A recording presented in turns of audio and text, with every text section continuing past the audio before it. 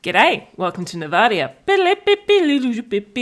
Okay, the reason why you're not actually seeing my face is because I'm just frankly too lazy to put on my makeup. Anyway, a few weeks ago, I decided to do a collaboration with Suris, and this is an upload of his video. Thank you very much to Suris, and thank you for everyone who has come over from Suris's channel because of this video. If you haven't seen Suris's stuff before, please go and check him out. I have been one of his fans for a very long time, and it's been an absolute privilege to have got to know him. If you are new to the channel, go ahead and hit the subscribe button, and go ahead and hit the bell notification icon, as that will help you see new episodes when they come out. If you happen to not be on my channel because this is a collaboration one, then you should probably do that anyway. Now we have to get into the unfortunate side of things, which is the video we're going to be going over. I've never seen so much confusion as I have in the last few months between Christians and how they should think about race and Black Lives Matter. Now, obviously, part of the tension has to do with politics and how Black Lives Matter is usually considered to be a leftist movement, and Christians are usually on the way other end of the spectrum. So one of the problems I have with this is he's putting it as a left versus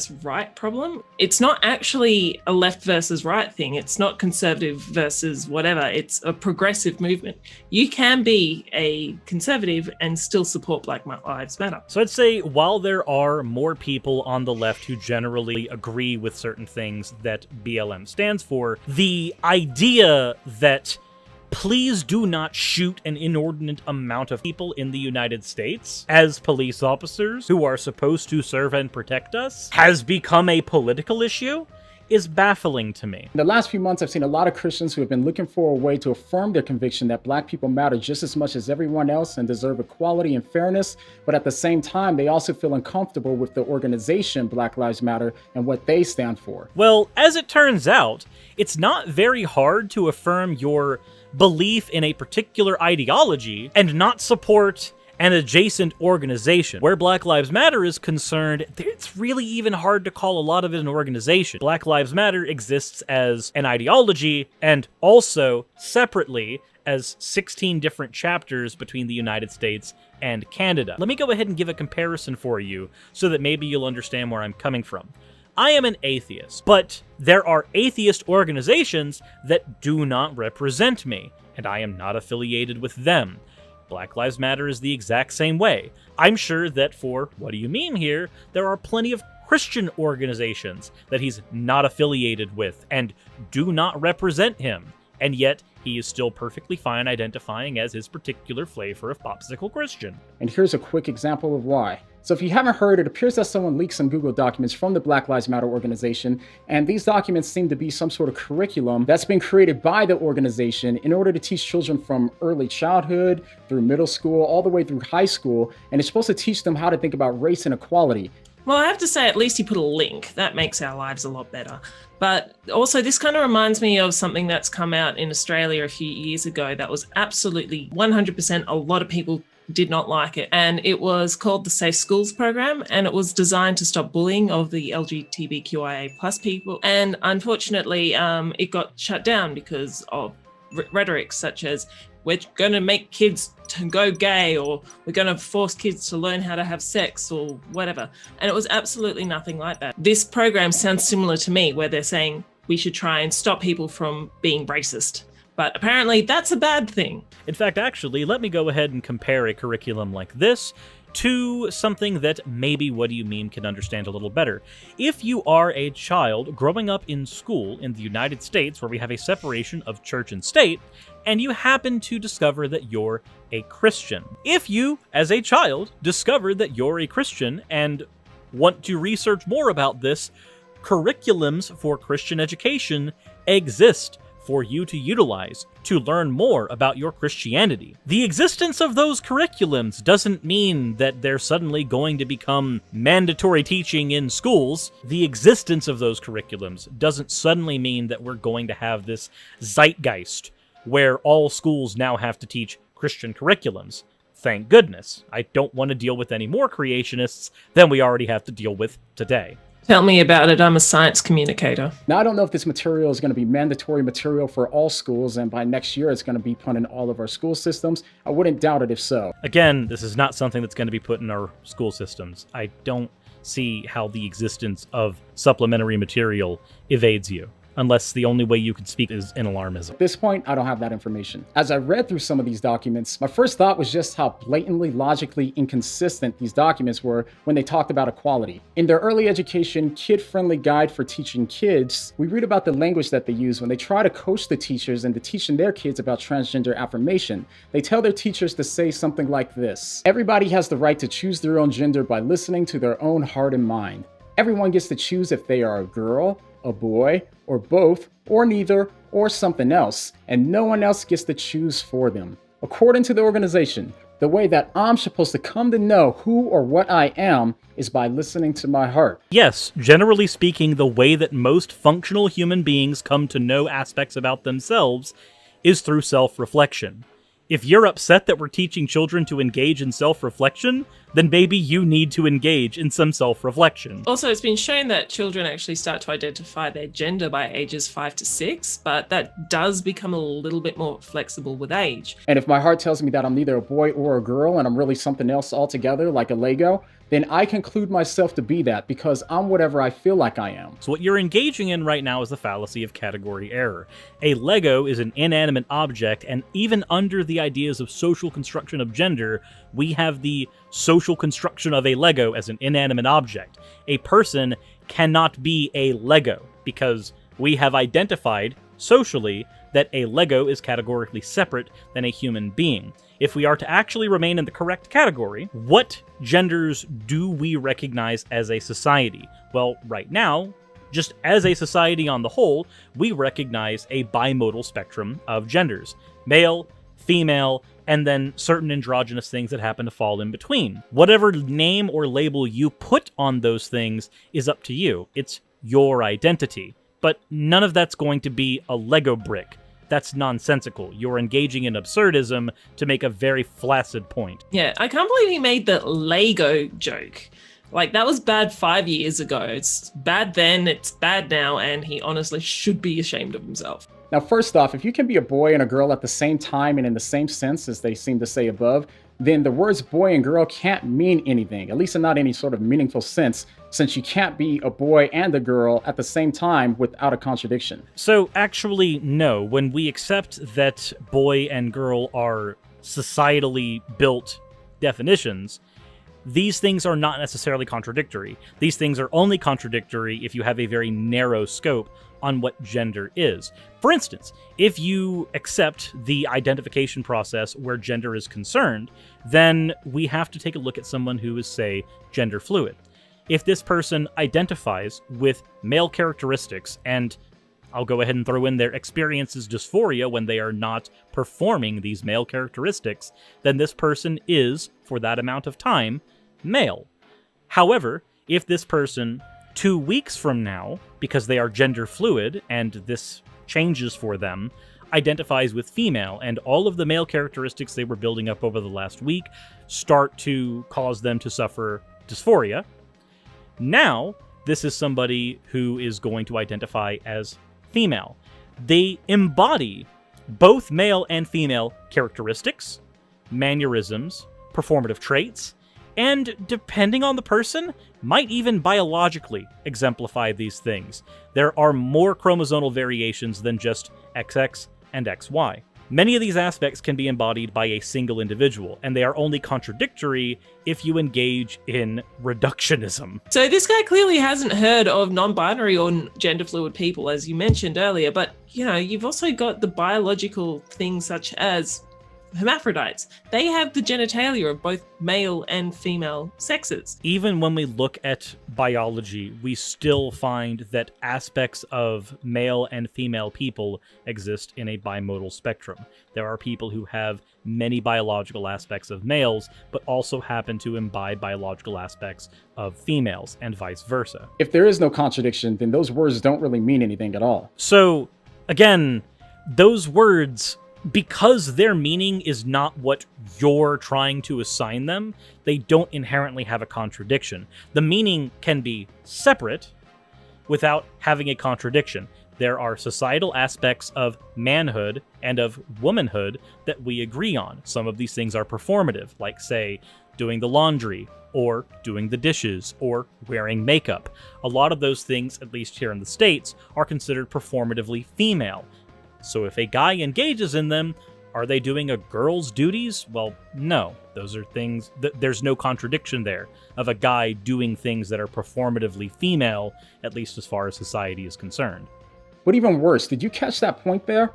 They aren't just telling our children that they can decide how they feel and that can determine who they really are, but they're also saying that others have to accept it. So how you feel doesn't just determine who you are to yourself, but it also determines who you are to other people. Oh yeah, of course you should accept what people say. I mean, you're male and you say that you're male, but what if I disagreed with you? What if I thought that you were a woman? However, let's just take gender out of it. Like, you know, when somebody insists that they know something about you that you know is incorrect. For example, when somebody insists that you like something and you genuinely don't like it. They insist they know more about you than you yourself. It's kind of abusive, actually. So if I were to engage in a conversation with you, I, as an outsider, think your name is Stephanie, therefore it's Stephanie. The only person who can determine that is you. And by the way, your name falls in this category as well. Your parents named you by default because you didn't have the ability to select your own name. Whether or not you accept that once you're an adult and have full autonomy is entirely up to you, yourself. You don't want to identify with the name that your parents gave you? Then don't.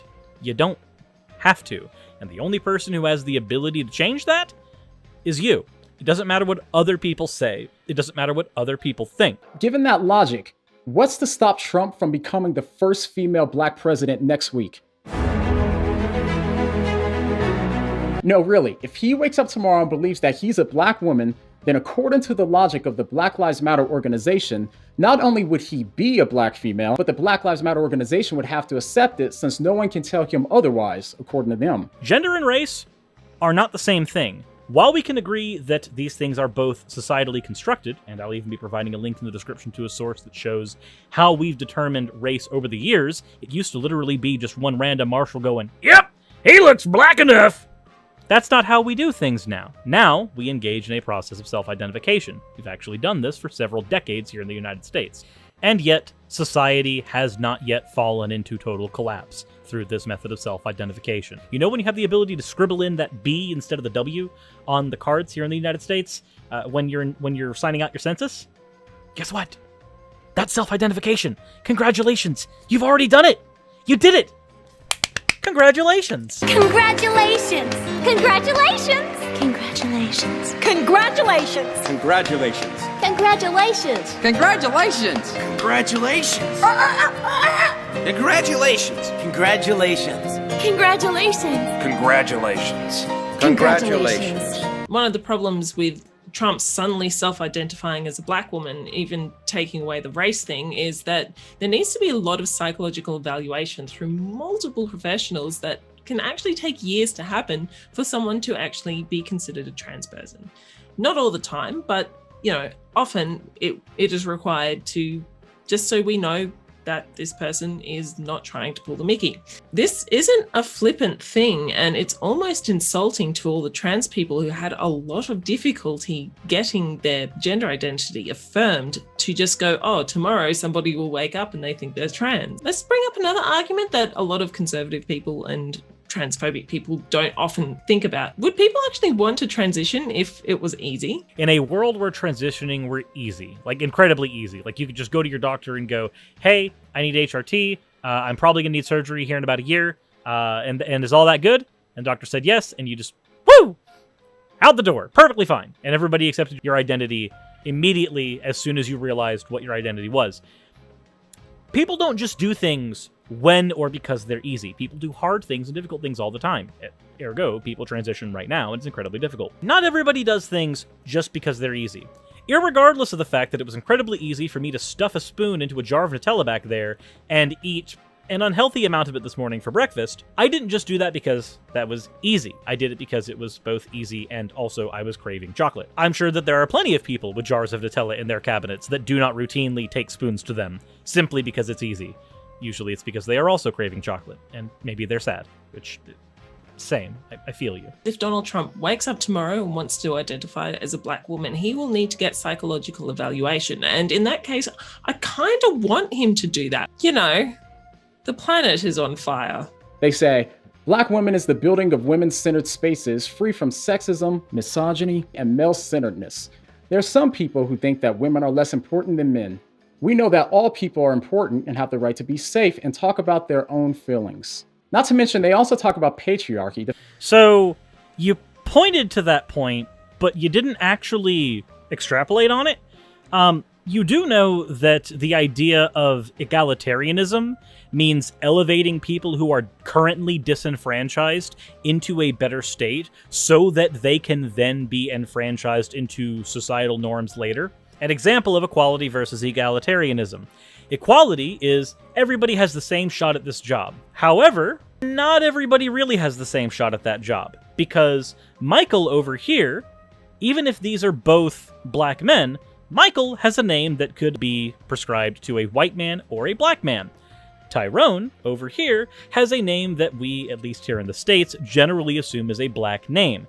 We have actually done a few studies that show that black-sounding names don't necessarily get viewed as often during the application process. Given that, what is needed here? Because equality is already here. We've already got it. They're working in the exact same system. But is it fair?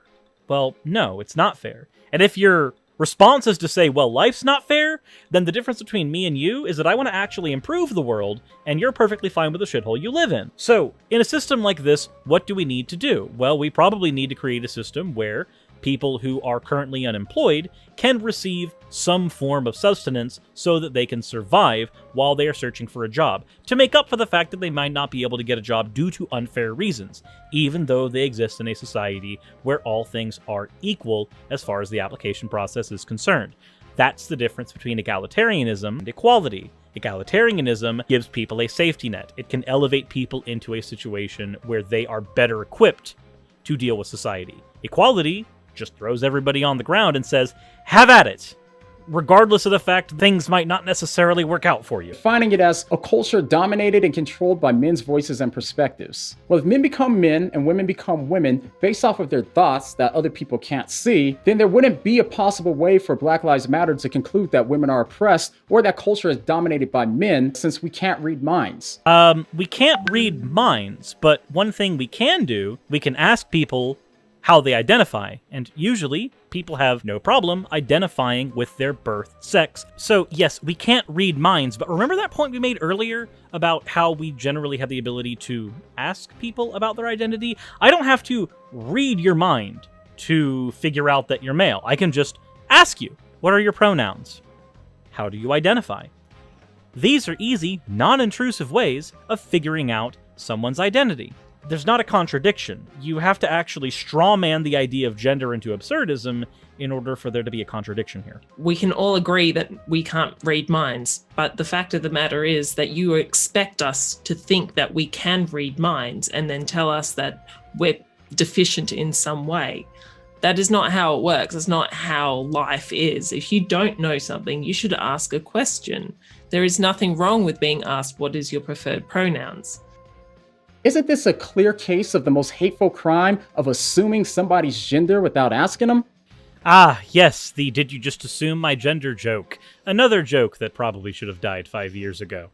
But if I took this logic seriously, then there can't even be a Black Lives Matter organization. That logic also destroys the entire Black Lives Matter position. Oh, really? Alright, just think about it. The concept that Black Lives Matter can only be true if there's something that makes someone black in the first place, but as we just saw above, the way that we come to know who or what we are is based on our own internal thoughts that other people can't see just by looking at us physically. However, there is one thing that I can determine when looking at you physically, and given that race is something that we determine societally as well, most people would agree that based on the amount of melanin in your skin, you are a person of color, as there is color present in your skin.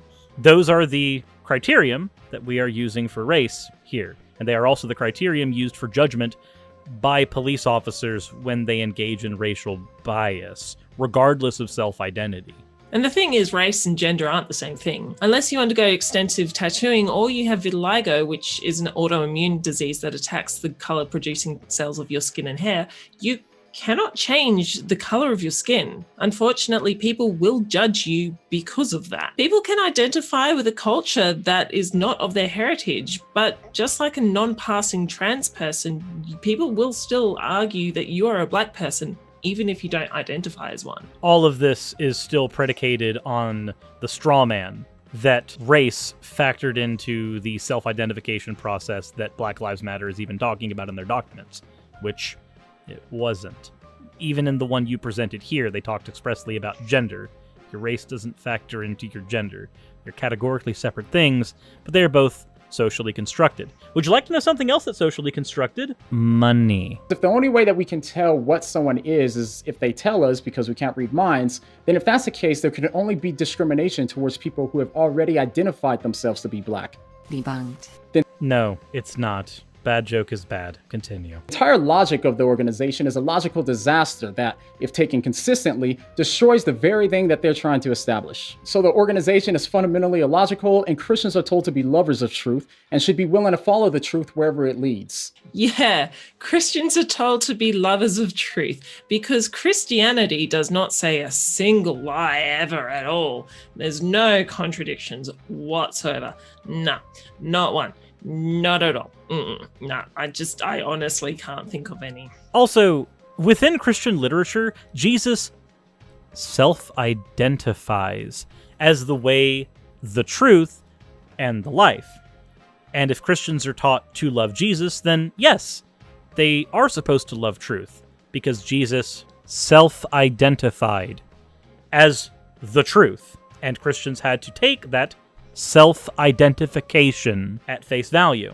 This is one reason why Christians don't want to align with the organization Black Lives Matter. But second, the organization is also unbiblical. If something is unbiblical, it's not necessarily a bad thing. I mean, there's the whole how to kill your slaves legally and what you should do to a woman who's been raped and not married. And would you also like a short list of things in my office that are unbiblical? A bottle of Tabasco sauce. I have not seen this mentioned in the Bible whatsoever. This can of compressed air. I have not seen this mentioned in the Bible whatsoever. It's unbiblical. It's gotta go. My Nintendo 64 controller. This is very unbiblical. Video game systems aren't mentioned in the Bible at all. So fuck it, gotta go. Mason jars are not in the Bible. So I'm not throwing this one.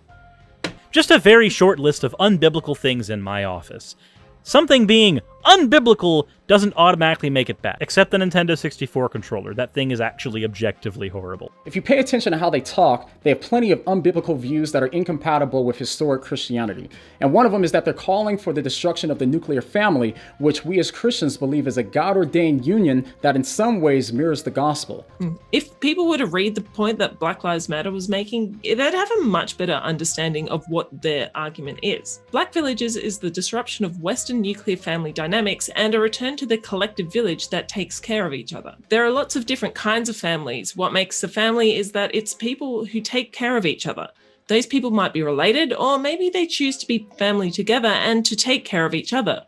Sometimes, when it's lots of families together, it can be called a village. I think it's very clear when you actually read through any of the literature that they're putting out here that phrases like the disruption of the nuclear family doesn't mean that you're destroying the nuclear family. You're simply trying to change the social zeitgeist.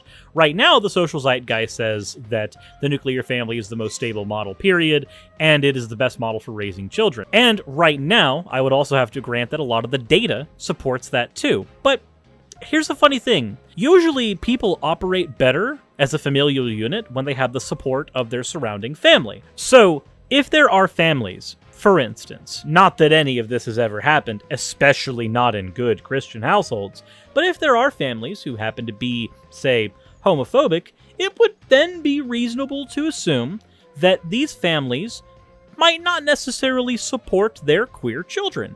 And then when these children happen to find loving partners of their own, and then either through systems of in vitro adoption or whatever, create a family of their own, if they don't receive the support of their surrounding family, then no duh, the situation's going to be less stable, de facto. Polyamorous families are going to be less stable, as they generally do not receive the support of the rest of their family members. This is a pretty decently obvious cultural phenomenon to witness here in the States. So even though, yes, the data exists that says that the nuclear family model is in fact the most stable model, there are factors that have led to those conclusions. And here's the thing. We can change those factors by normalizing queer families, polyamorous families, and, as was once a thing that had to be done before, mixed race families. And also a large family group where a child lives with their parents but can reliably go from multiple households, it actually gives them a sense of security. So, for example, I used to live near my grandmother, and when my brother and sister would start having awful fights, creating effectively World War III, I was able to go and visit my grandmother until things decided to just calm down. If there's any form of disruption within the family, then these kids know that they've got somewhere to go to stay with an aunt or uncle or the next door neighbors or grandparents or whatever. And also people give them an opportunity to give their parents a break. So then the couple, the mother and the father, have an evening to themselves and reducing the overall stress of the household. So a village, in a way, is even a better form of the nuclear family. And I can't see why he's so upset about the tearing down of the nuclear family, especially since in biblical times, a man was able to have multiple wives. It should also probably be noted that while it may take a village to raise a child, if you're a particularly talented necromancer, it might take a child to raise a village. This is in direct contrast to a historic Christian view of marriage. Their ideology is also based on critical race theory and Marxism, and they have a lot of aspects that Christians don't feel comfortable accepting. Now, there's plenty more examples, but I think at this point, you pretty much get my point. I'm sure they get your point because what you're trying to do is preach to the choir. You're talking to an audience that likely already doesn't accept things like Marxism, but if they could actually articulate why, I might be impressed. And if they could articulate why without strawmanning, I'd be equally impressed. You're speaking to an audience that has a perception of these ideas, then you can automatically dismiss them immediately without actually engaging with the topics or engaging with the literature. Now, if you have other videos where you've done this, I don't know, because you didn't link them in the description. But personally, I don't actually get his point, because he's only given, 2 or 3 different reasons that Christians shouldn't like the BLM movement. There was trans issues, gender dynamics, and tearing down the nuclear family. And of course, he makes the vague mention of critical race theory and Marxism, and he doesn't give any examples of them, and he makes the claims, but he doesn't back them up. And honestly, why are these so bad? A lot of Christians might actually agree with those points that he wanted to debunk. If this material is forced on our kids this year or next year, we don't have any problem with them teaching our kids that all lives are equal. But the problem is it teaches much, much more than that. Not only does the material train our kids to think illogically by training them to come to conclusions about reality in the exact wrong way. You're in a death cult. Like, the whole thing about Christianity is worshipping a guy who died brutally and then trying to work the entire life to die and be with him for the rest of eternity. Like, Christianity also uses the claim that God made everything and then that's how we got here, and completely rejects evolution because it goes against the Christian worldview. And you're trying to say that giving people a way to think outside of the box is illogical, and you're using the Bible to say they're wrong? What? Again, I think a lot of this stems from the fact that Christians love truth in the sense that Jesus called himself truth, and they love Jesus. And that's about the extent of it. Not all Christians, mind you. I should probably add in that disclaimer there. Not all Christians are like this. I know several logical Christians who don't do things like engage in science denialism, but there are certain ones, Ken Ham, Kent Hovind, and their constituents specifically who engage in a lot of this. Yeah. What's the saying in Matthew 7:3? Why do you look at the speck of sawdust in your brother's eye when you have a plank in your own? The Bible, engaging in the tu quoque fallacy since Job. But it smuggles in all kinds of other baggage that's not only at odds with Christianity, but, in my opinion, will only make our society a worse place. So, hang on. people rejecting unjust and damaging norms will make our society worse, like demanding equality amongst the genders, demanding people don't get killed due to the color of their skin, being more accepting of other people's sexual, like that is going to make our society worse rather than, hey, let's go kill all the gays. So this doesn't mean that Christians reject everything that Black Lives Matter says and stands for, but it also doesn't mean that Christians can accept these things. But even though Christians want to support the sentiment that Black Lives Matter, we also don't want to take on all of the other ideological baggage associated with the Black Lives Matter organization. So this is why Christians find themselves in the awkward position of wanting to affirm the slogan, but aren't able to support it because that would lead people to assume that they also affirm the ideology and the behavior of the organization. Boy, do you remember the conversations we had way earlier in the video about self-identity?